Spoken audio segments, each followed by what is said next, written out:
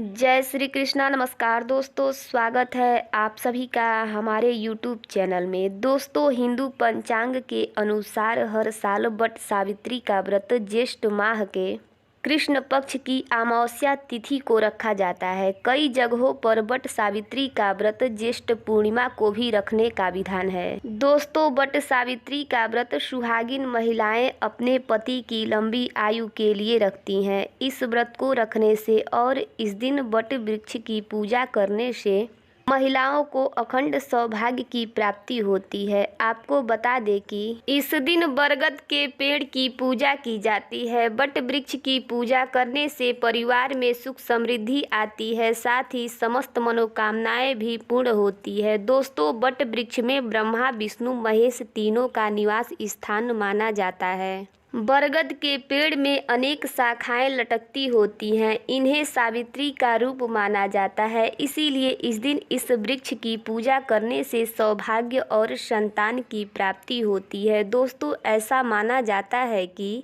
वट सावित्री के दिन सावित्री अपने पति सत्यवान के प्राण यमराज से पुनः वापस लाई थी। तभी से इस दिन को वट सावित्री व्रत के रूप में पति की लंबी आयु के लिए मनाया जाता है। चलिए जान लेते हैं कि वट सावित्री व्रत की पूजा सामग्री लिस्ट क्या है। दोस्तों, वट सावित्री की पूजा वट वृक्ष यानी बरगद के पेड़ के नीचे की जाती है। तो इस पूजा में आपको वट वृक्ष की जरूरत होगी। या तो आप वट वृक्ष के पेड़ के नीचे जाएं या आप घर पर ही वट वृक्ष की एक डाली या एक गमले में छोटा सा वट वृक्ष लगाकर उसकी पूजा कर सकती हैं। साथ ही सावित्री सत्यवान की मूर्ति या तस्वीर, भीगे हुए चने, पलावा, कच्चा सूत, बांस का पंखा, लाल पीले फूल, मिठाई, बतासा, फल, धूप, दीपक, अगरबत्ती, मिट्टी का दिया, सिंदूर, अक्षत, रोली, पान, सुपारी, लौंग, इलायची, श्रृंगार का सामान, जल, कलश, पूजा की थाली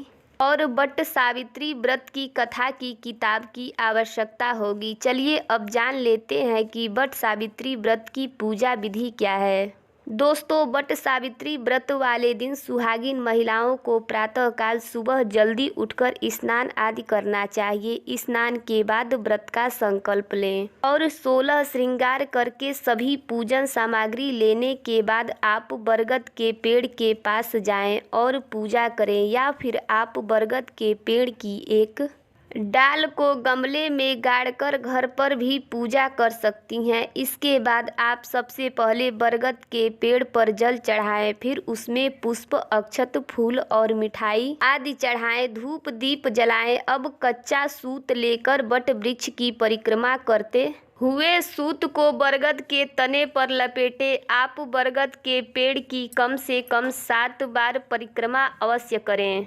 इसके बाद हाथ में भीगे हुए काले चने लेकर वट सावित्री व्रत की कथा सुने। कथा सुनने के बाद आप आरती करके विधिवत पूजा को संपन्न करें। अब भीगे हुए काले चने का बायना निकालकर उसमें नगद रुपए रखकर अपनी सास को देकर उनके पैर छूकर उनका आशीर्वाद भी जरूर ले। चलिए अब जानते हैं कि वट सावित्री व्रत का पारण कब करना चाहिए और क्या खाकर करना चाहिए। दोस्तों, वट सावित्री व्रत का पारण अगले दिन सुबह सूर्योदय के बाद करना चाहिए। दोस्तों, किसी भी व्रत का पारण करना बहुत ही जरूरी होता है।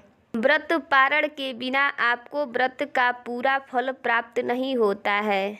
आप इस दिन पूजा करके ब्राह्मण को दान दक्षिणा देने के बाद व्रत का पारण करें।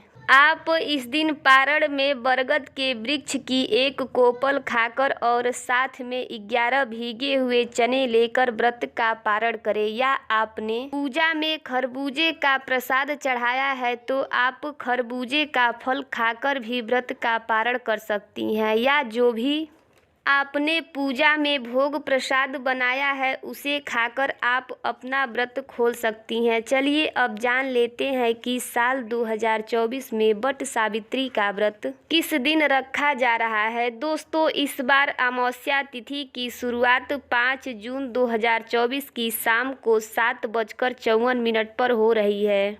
और अमावस्या तिथि की समाप्ति 6 जून 2024 की शाम को 6:07 पर हो जाएगी। तो उदया तिथि के मान्यता के अनुसार इस साल वट सावित्री का व्रत 6 जून 2024 दिन गुरुवार को रखा जाएगा और इस दिन अभिजीत मुहूर्त सुबह 11:52 से लेकर दोपहर 12:48 तक रहेगा और इस दिन अमृत काल शाम 5:12 से लेकर शाम 6:44 तक रहेगा और इस दिन राहु काल का समय दोपहर 2:04 से लेकर दोपहर 3:49 तक रहेगा। और जो लोग वट पूर्णिमा का व्रत रखते हैं तो इस साल वट पूर्णिमा का व्रत 21 जून 2024 दिन शुक्रवार को रखा जाएगा। चलिए अब जान लेते हैं कि क्या इस साल वट सावित्री का व्रत पहली बार रख सकते हैं या नहीं। तो मैं आपको बता दूं कि आप इस साल